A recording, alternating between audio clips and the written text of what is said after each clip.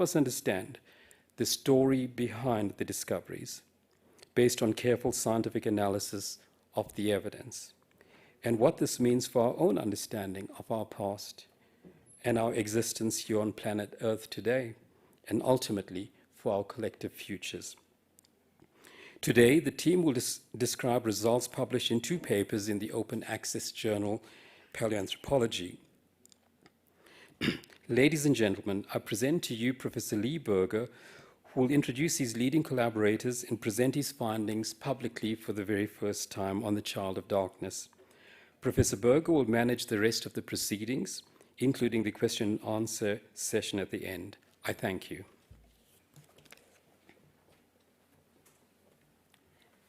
Thank you, Dean Chetty, for that introduction, and happy Diwali to all the people out there who celebrate that today. We're joined not only by the press in the room in these difficult times of press conferences during COVID, but almost 500 journalists and scientists online right now, plus others viewing this on YouTube, Facebook, and Instagram. We're also joined by scientists who are on the 2 papers that we are releasing today. And those scientists are from all over the world, and we'll be able to interact with them in detail a little bit later. I'll be introducing them individually, as well as those explorers and scientists who join us in the room today. Today I'm going to talk to you about this discovery, and it is an extraordinary continuation of work and discovery that has occurred at the Rising Star Cave System. I want to take you, though, back to the beginnings of that discovery so that I can contextualize this discovery in the wake of the past finds and also finds that we are likely to make in the future. If I could have the first slide that comes up on the screen. The Rising Star expedition back in 2013 was an extraordinary moment for all of us. Many of you in this room and many reporters would remember that moment where we went live to the world with the discovery of what we thought was a single hominid skull from that deep chamber, the Letty chamber, deep within the Rising Star Cave System.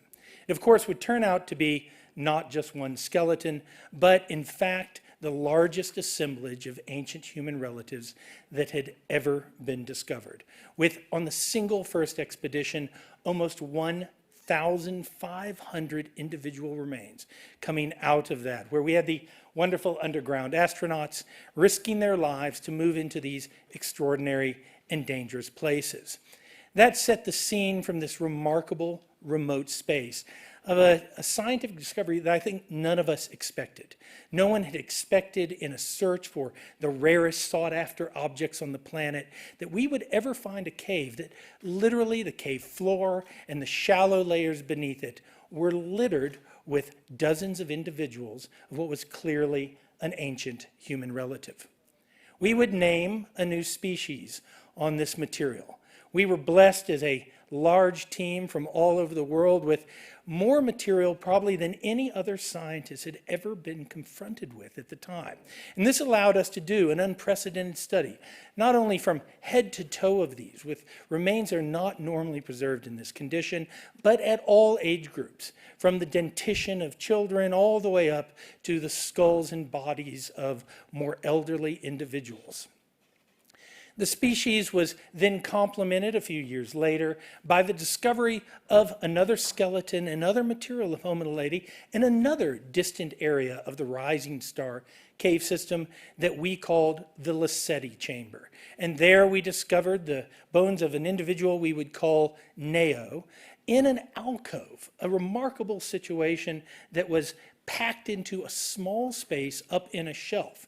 It was almost unexplainable except for reasons that we began to explore with this ancient human species. Homo naledi was a mystery. It did not fit anything that we had presupposed for an ancient human relative, except for amongst the most earliest members of the genus Homo, like Homo habilis and the earliest Homo erectus. Yet parts of the skeleton and bodies, as we studied them, appeared to be closer to even modern humans than they were to those more ancient relatives. A true enigma and truly mosaic. But as many of you would remember, when we announced Homo naledi, we didn't know how old it was. The situation that was found in was incredibly difficult to date. And as our geochronologists, some of which are in this room today, began to experiment and invent ways of working with this unprecedented situation, we would eventually have a series of breakthroughs that would reveal to us that Homo naledi was not millions of years old as it should have been based on its morphology, but it was actually only hundreds of thousands of years ago. In fact, we narrowed those dates in the publications to around 230,000 to 330,000 years ago. Why was that remarkable and shocking? Well, this image illustrates the idea that we had until that moment sort of seen the origins of humankind and our distant human relatives as an inevitable march over millions of years to a bigger and bigger and bigger brain, culminating in our brain. But Homo naledi violated that rule, not only in brain size, almost a third or even a quarter of the size of modern humans, but it sat out of time and place at a moment in history where we thought only Homo sapiens, or at least archaic Homo sapiens, existed on the continent of Africa. Of course, with almost no record. In fact, some of my colleagues quipped at the time that we announced Homo naledi that the entire record from that same temporal period could probably be fit into a shoebox with a good pair of shoes and have room left over. That's how rare it was, and yet how remarkable the Homo naledi assemblage was at the time. Homo naledi was also enigmatic as our worldview changed. We began to realize that human evolution, what we thought was a relatively simple story, perhaps a tree, perhaps even a simple bush, was something more complex. And other discoveries around the world had begun to prove that that period, that last few 100,000 years, is not a simple period. It's not an uncomplex period. We have large-brained early Homo sapiens. We have things like the Hobbit in Flores Islands of Indonesia. And of course, we have Homo naledi. And the questions that face us now are, what is Homo naledi? How does it fit into our story? Is it related to us or not? Is it doing increasingly complex behavior? Perhaps the most controversial thing that we have said through the years since we announced Homo naledi was that we could find no other explanation for why there was a remote cave full of only the bodies of the young and old of Homo naledi in these various chambers, in the circumstances that they were, other than it being a case of deliberate, ritualized body disposal. That was, of course, immensely controversial. It was controversial to the point that no one thought anyone but modern humans did that, and they would only do that as recently as 50 to 100,000 years. Most archaeologists, I think, thought at the time that a small-brained non-human species could not be deliberately disposing of its dead. It was very complex. Well, today we're going to add to that story.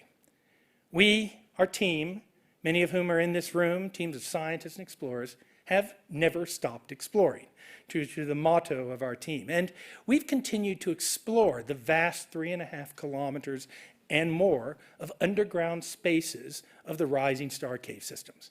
Not only in the broader sense, but in the specific areas here around the Letty chamber.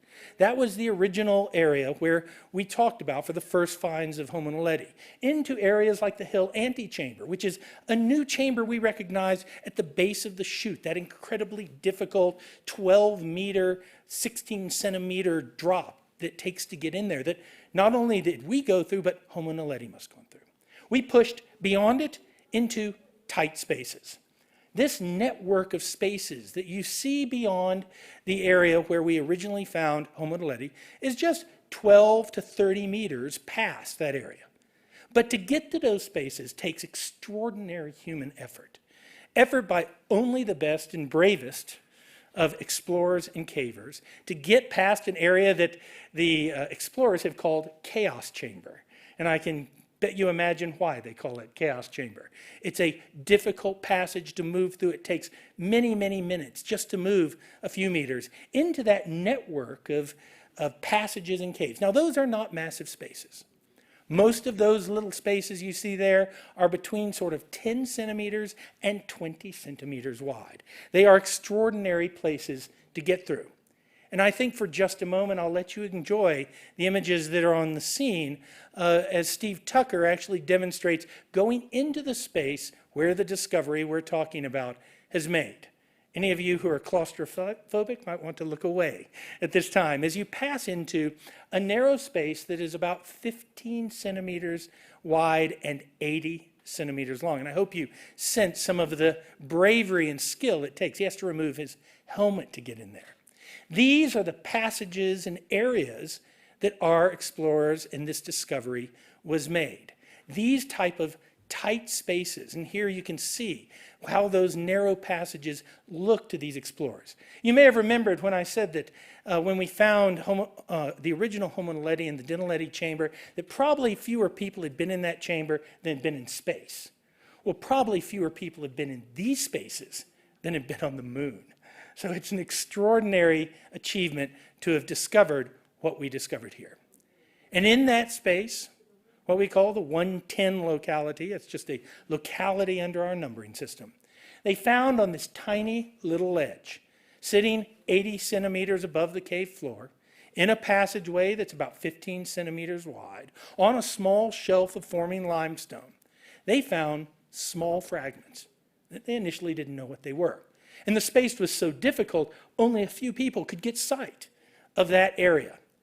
They marked them and began to prepare for excavation. These small fragments had clearly deteriorated down onto that space. There you can see some of the small yellow pieces, and here you see more of them identified. I want you to understand that the difficulty of even taking these pictures in this way is monumental, and some of the explorers can explain how difficult it was to work in this space. But what it clearly was a skull, or part of it, and some teeth that deteriorated onto the top of this small ledge and then begun to dribble over the front of it. These are scenes from the excavation. Imagine working in those type of environments to recover these fossils, which we recognized eventually were that of an early hominid, and likely in its situation, a Homo naledi. Imagine working for hours recovering these in these spaces, but they eventually did. And from this, and after reconstruction and study, we realized that we had made a beautiful and wonderful and one of the rarest types of discoveries there are in this deep, dark, remote passage. We discovered a beautiful skull of a child. And this is a reconstruction of that child. The child was a fragmented parts of a skull. The frontal bone areas, all critical areas of anatomy, adult teeth that had yet to erupt, and deciduous teeth, or juvenile teeth, that were already erupted and being in the process of being pushed out. This material was then studied by our teams, and we realized it was a 4 to 6 year old child. And I think you can get some idea of just how tiny this child actually is, even though it's 4 to 6 years old. It is a Homo naledi child.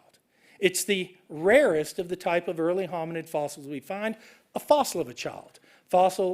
Child bones are delicate and fragile and don't preserve, and if adult hominids are indeed the rarest sought after objects on the planet, the fossils of children are even rarer than that, maybe 10 or 20 times as rare. So from a biological perspective, and you will hear that from the lead author of the paper on the anatomy of this child, we have learned a lot about the growth and the development of Homo naledi. But we're also learning other things. We're learning about the situation that was found in. And that, of course, is why is this child's skull sitting on this little ledge. This child's skull is alone on that ledge. It is only the skull. There's no mandible. There's no parts of the body. If the body had been there, it is almost certain that the hard preserved bones of the limbs would be there, which leaves it likely that this child's skull came in here only as a skull.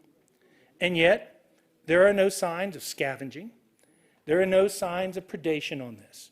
We can tell from the sediments that they've not been moved by any forces of strong water, so it didn't wash in there. And that leaves us with perhaps one of the greatest enigmas. How does the small skull of a small child end up there? Well, Because of this extraordinary place and extraordinary position, we've named this little child Letamela. In Setswana, it means the lost one. We've shortened that to Letty as we've looked at this extraordinary small child that leaves us with one of the greatest mysteries.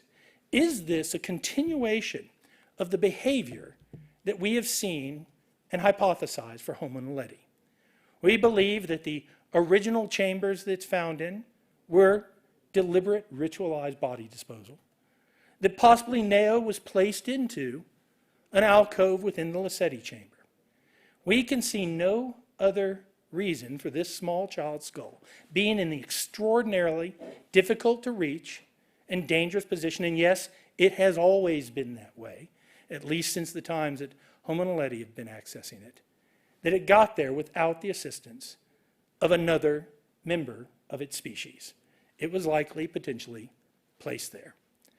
And so, we published today in 2 papers in the open access journal, Paleoanthropology, on the anatomy of the little Letty skull, telling us a lot about the growth and development and understanding of how Homo naledi grew, with an extraordinary rare fossils of children. And we also leave all of us with a mystery of why was little Letty left in this deep, dark place. And hopefully as we continue to explore and continue to make discoveries, we may reach a point where we can confidently say to you that we have found a non-human species of ancient human relative that practices ritualized mortuary practices in the deep aspects of the Rising Star Cave. Thank you very much, everyone. I also want to say, before we join our international colleagues around the world and bring in the lead authors of the paper, that we are putting copies of this skull onto morphosource.org. They will be open access, both the reconstructions and individual parts of this, so that scientists around the world, interested people, may download the 3D shape files and print them, and every reporter in this room will actually be getting a cast of Letty to take with you today. Now, if we could bring on the international team of scientists that's waiting for us. On my left-hand side is Dr. Juliette Brophy. She's here first to talk to us from Louisiana State University. She led the morphological study of Letty and will talk to us a little bit more about the anatomy, physiology, and what we've learned from this discovery. Also joining us is Dr. Marina Elliott, who's in Canada right now, and I see her on the back screens, but not on the front screens. There she is. Now, we have both of them. She is the lead author of the paper on the context of this fossil, but I think more importantly, in fact, she's also was the lead excavator in those extraordinary environments of that. And then I'll introduce the rest of the team after we do that. Juliet, if you'd like to talk to us a little bit about the anatomy and what we've learned from Letty's skull. Thank you, Lee. Hi, everyone. So the site that we have contains 6 teeth and 28 cranial fragments. We know that this individual was a child because 2 of those teeth are deciduous or baby teeth, and the other 4 are permanent or adult teeth. The 2 deciduous teeth that we have are born, while the 4 adult teeth are unborn. And so from this, we can estimate the age of the specimen. And so that's what Lee was talking about, is how we were able to estimate that Letty was probably somewhere between 4 and 6 years of age. Otherwise, the teeth are consistent in size, shape, and morphology with the other Homo naledi specimens from the Dinaledi and Letty chambers. The consistency and lack of variation at the site within the whole Rising Star system suggests we're likely looking at a population of related individuals that use the cave to deposit their dead. Of the 28 cranial fragments we have, the largest is the frontal, or part of the forehead, as you saw in the picture that Lee was showing you of the skull. We also had pieces from the back of the skull. And so from this data, we can estimate the cranial capacity as somewhere between 480 and 610 cubic centimeters. This estimate is comparable to the famous Calm child who was found at the nearby site of Sturkenstein in South Africa. So what's really exciting is that this is the first time that we have cranial remains in direct association with the teeth. And this data helps us to better understand the growth and development of Homo naledi. We also have to find multiple individuals of a fossil species is rare in the fossil record, and thus an individual is particularly important. So not only is it amazing that we have a single skull with teeth, associated teeth from one locality, we now have a total of 5 juveniles in the whole rising star cave system. So Letty and these others are invaluable for reconstructing how this remarkable species grew up. So I myself cannot wait to get back to South Africa to see what else has been recovered from the site. I find it remarkable, these hybrid conferences where we're able to span the world to bring you scientists in this difficult times of travel, and I'm greatly appreciative of the team for doing this. I'm now going to turn to Marina Elliott, who may get the prize for the being earliest awake of anyone on this conference, as she finds herself, I believe, on the west coast of Canada as we do. As I said, she's the lead author of the Context paper, but she also is one of those tiny few individuals that have been into that space. And if you could speak to us a little bit about your paper and maybe about that space a little bit, Marina. Thanks. I hope everyone can hear me. Yeah, I'm in the field at the moment, and so my internet is not super great. So I hope everyone can hear me fine. Yeah, this paper is really exciting. Both papers, in fact, the morphology is really interesting. But one of the reasons that we wanted to publish this paper is that the spaces in the Dinaledi subsystem are really interesting, and we're learning more and more about them as the team explores. And in 2017, one of our primary goals was to really start looking in all those spaces around the Dinaledi area from the first excavations, just to better understand the spaces, how they might have formed, and how the Homo naledi material might have gotten into those areas. So in the course of those explorations, the team identified the material where Letty was found in a quite narrow little crevice, and it's not an easy place to get to, as Lee alluded to. It's actually about 12 meters away from where the Letty material was originally recovered in 2013-14. But in order to get there, you actually have to go through a little bit of a crawl into another chamber, chaos chamber that Lee mentioned. And in that chamber, there's a series of sort of boulders that have fallen from the ceiling, so you have to climb up and over those. And then there's a little bit of a drop into a crawl space that you just literally leads to a couple of small, narrow passages. And in that passage is where material was identified surface. And so Becca Peixoto, who is also on A, might be able to speak to that. She actually was the one that recovered the material. But you literally have to sort of squeeze yourself into one parallel crack and then bend around to where material is. And she literally was sort of almost upside down, recovering and passing each piece as we recovered the remains. Yep, not an easy recover fossils, but certainly an interesting one to find material in. Well, thank you very much, Marina. I just also want to say how extraordinary and grateful we are for the risk they're taking to explore and recover these fossils. I also want to say that I perhaps didn't locate us. We are in the Cradle Boutique Hotel in the heart of the cradle of humankind in the beautiful Malapa Museum, and we're all very proud that our internet speeds are faster here than in Canada as we continue this area. So where we're going to go now is we're going to bring up scientists who join us. We have scientists that are online with us that were all part of this research in various ways. You, of course, have met Marina Elliott and Juliet Brophy. We have Debbie Bolter joining us from the west coast of the United States, Daryl DeRuyter from Texas, Steve Churchill from North Carolina, John Hawkes from Wisconsin, Becca Peixoto, I don't know where Becca is right now, on this, that will be able to join us and answer questions. Also in the room, and I'd ask them to identify themselves, Toboko Makabela, part of our exploration team, and a geochronologist that was assisted in dating this. He'll be speaking in just a moment as I bring him up to talk first in this. Jan Kramer is part of the geochronology team as well.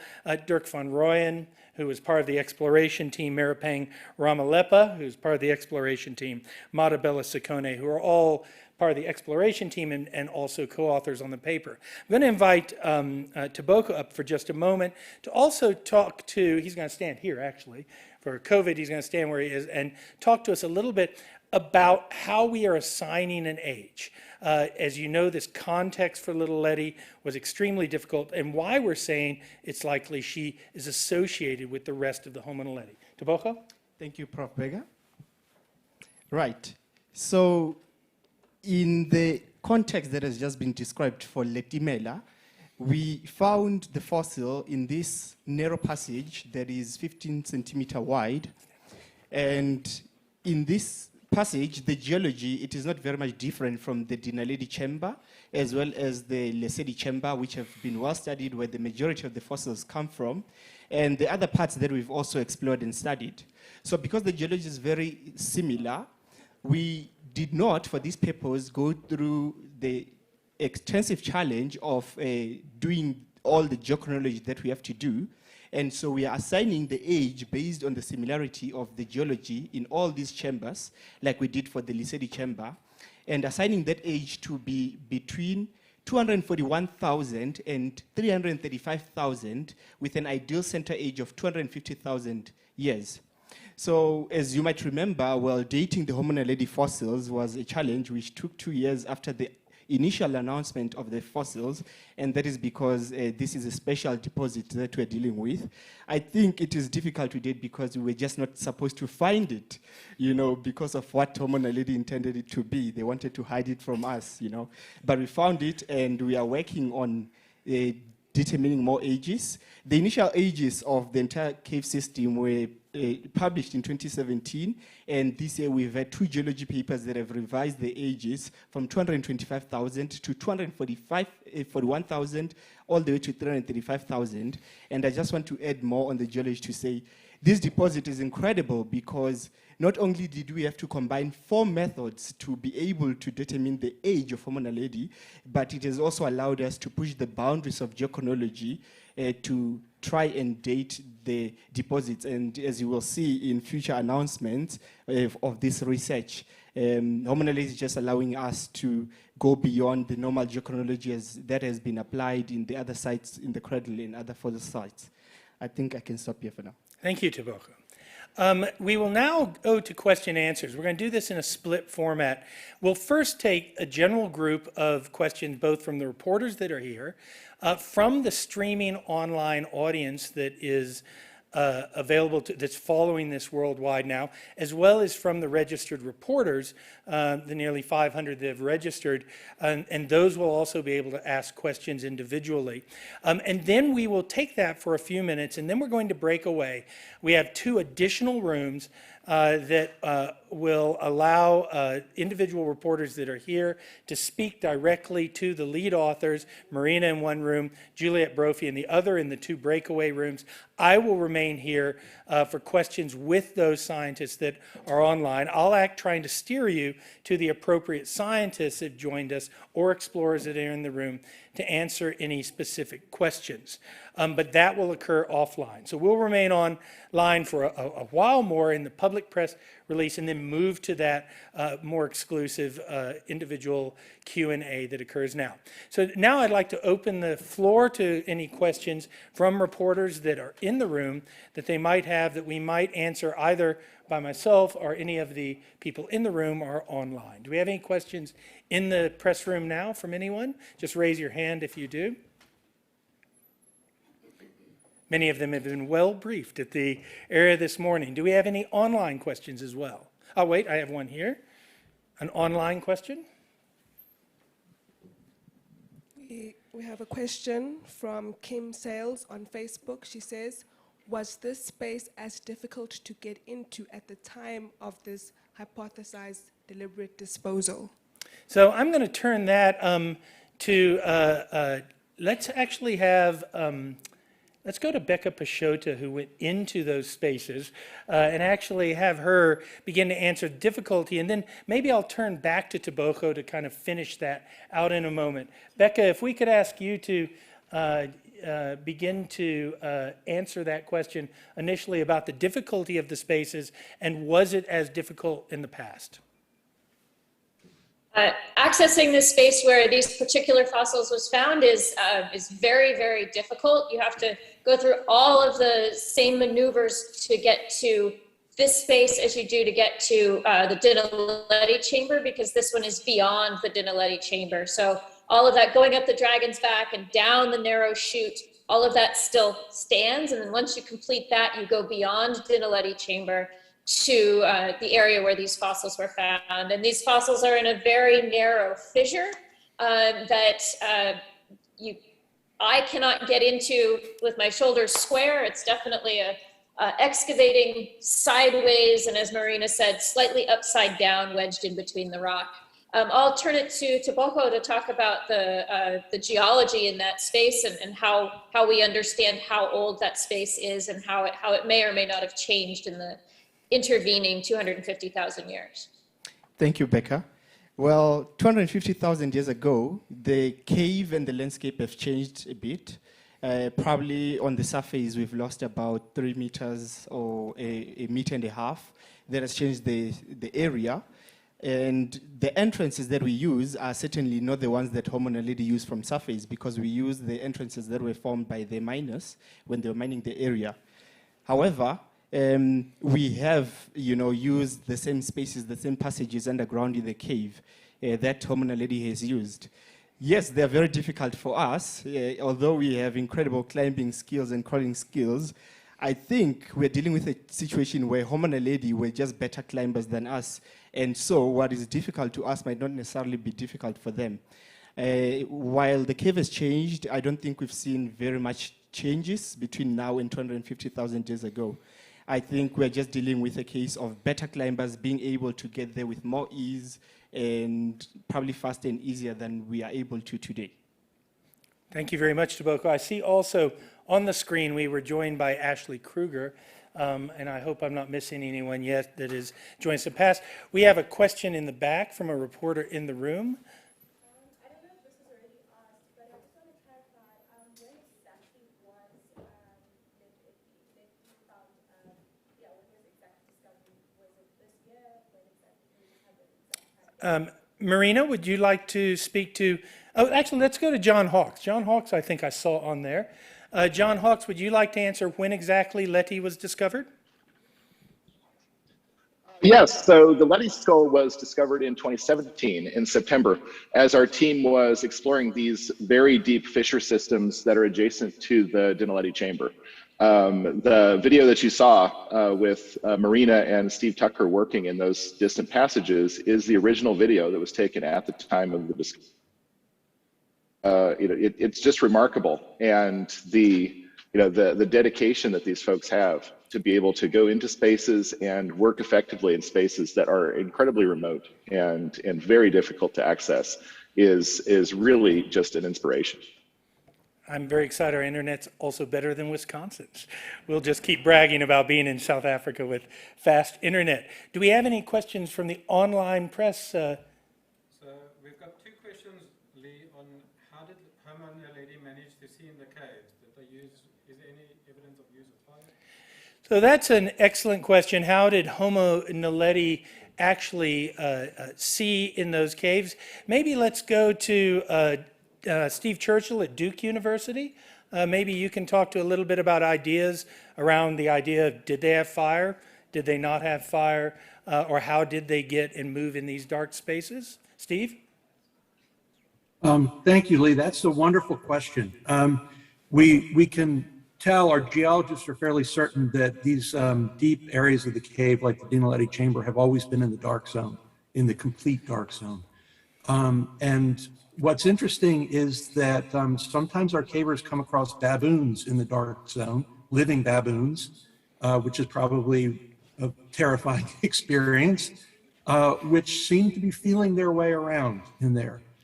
In the case of Homo naledi, there are bits of charcoal in the cave, but nothing that we've been able to firmly associate with the hominins. But it wouldn't be surprising if at 241,000 to 335,000 years ago, these guys were using fire and using some sort of torches to move around in the cave. Excellent. Thank you very much, Steve. Are there any more questions from the reporters that are in the room now? Do we have any online questions that are emerging? Yes, we do. We have one about the genetic material from Aidan James. How do you extract genetic material from the fossil, since it's ancient? As we do have one of the world's leading paleogenetic scientists on this team, I'm going to go back to John to answer that question, if I might, just for a moment. Thanks, Lee. I hope the internet works a little better this time. We do not yet have any ancient DNA recovered from the bones of Homo naledi. Our team has attempted this and has sampled the bones. There was no result of DNA analysis, and so at the moment we don't have any DNA evidence of how naledi may have been connected with humans or any other species. We are investigating the possibility that proteins may be preserved in the teeth of Homo naledi, and hopefully soon we will know something more about their genetic connections with other species if there is protein preserved that will give us an idea of their relationships. Thank you very much, John. We have another question from the online press. Hi, Lee. These are actually two connected questions. Are you able to exclude the possibility that Homo sapiens deposited the Homo naledi bones? And then what other alternative theories might there be on besides the deliberate disposal theory? I think, thank you for that. I think I'll go to a Texan to answer that. Daryl DeRuyter, would you like to take the first part of that question? Sure. The first part about whether Homo sapiens might have actually deposited these materials. There's no indication of Homo sapiens in the area at this time. And John actually put a pretty good answer into the chat about that notion. It's very unlikely that Homo sapiens would be invisible on this landscape to us, but at the same time leaving very large numbers of remains of a different species, in this case Homo naledi, in this cave. That requires additional steps in our explanation, and it would be extraordinary to think that Homo sapiens was leaving these remains and no trace of themselves. Thank you, Daryl. I actually think I answered that back in 2015, 2016. The ironic idea that we need to impose humans will on a past animal is in a sort of pet cemetery type idea with the great advances we've made in understanding the complexity of modern animals and their incredible intellectual powers, both to act and mourn and create tools and all the things that we humans thought were only ours. I think there is some arrogance in always having to seek an answer for Homo sapiens when there's actually almost no fossil evidence of Homo sapiens in this same time period. Debbie Bolter has joined us. Do you want to speak a little bit to any other alternatives to the deliberate bite? We've gone through the idea that it's not washed in, or scavengers or predators didn't do it. Want to speak to any other alternatives or ideas of ways in which little Letty could have got back into this extraordinarily remote place? Well, if you think about this, we've aged this individual, this child at 4 to 6 years, and you heard Beck and Marina talk about how difficult it is to get back into that chamber. I mean, what is the idea that this individual could get in there by themselves and only leave their skull for us is probably not our best working hypothesis. So a deliberate placement of this skull would be a better working hypothesis. Thank you very much. I think we have time for one more question before this press conference ends. We have one in the back from the in-press. Thank you. How sure are you now of the hypothesis of... Then we'll get you a microphone. How sure are you now of the hypothesis of them deliberately disposing of their death? I know you got extra evidence now. I think I'm going to take that for a bit, and then I'll open that up to anyone on the team who wants to step in. we announced that hypothesis, and I think it was fair to say it was controversial in 2015 to say that a small-brained, primitive-looking hominid might have been deliberately disposing of its dead. We're now 5.5 years after that, and I think most of you who are familiar with reporting on science, that there's been no credible evidence against that original hypothesis. We've added to that other localities where Homo naledi is, again, alone, where there's nothing else there.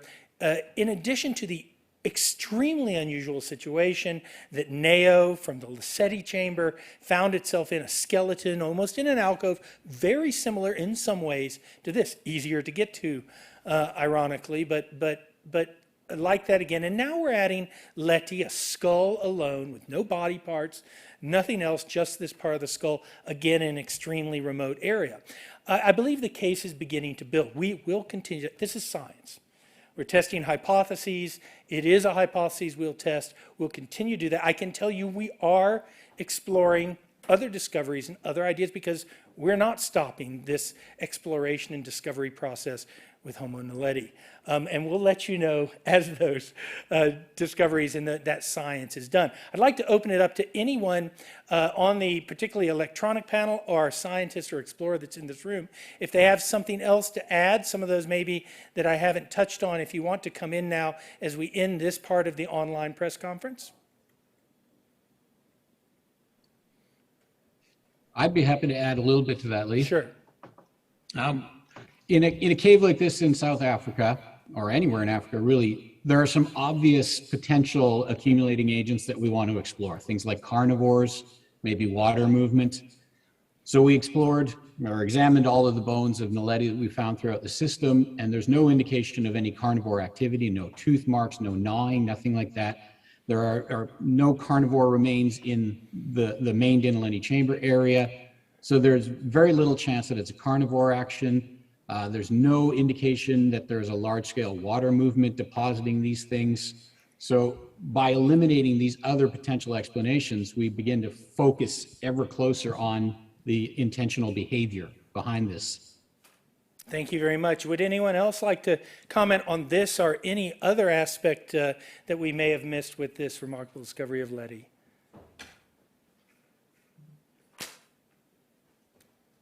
Okay, well, thank you very much. Firstly, I want to thank the technical team from WITS, the technical teams that have been involved with us in bringing this, our internet teams that have brought us this wonderful and stable high-speed internet that they brought into the heart of the cradle of humankind. Thank you to our hosts, Cradle Boutique Hotel and the Malapa Museum, which we encourage you to visit. It tells the story of the discovery of Australopithecus sediba.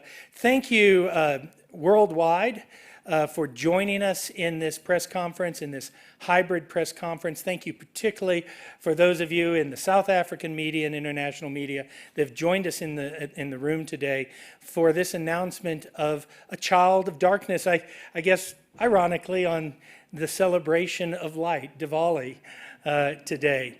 Thank you for joining us. I bid you goodbye from the cradle of humankind.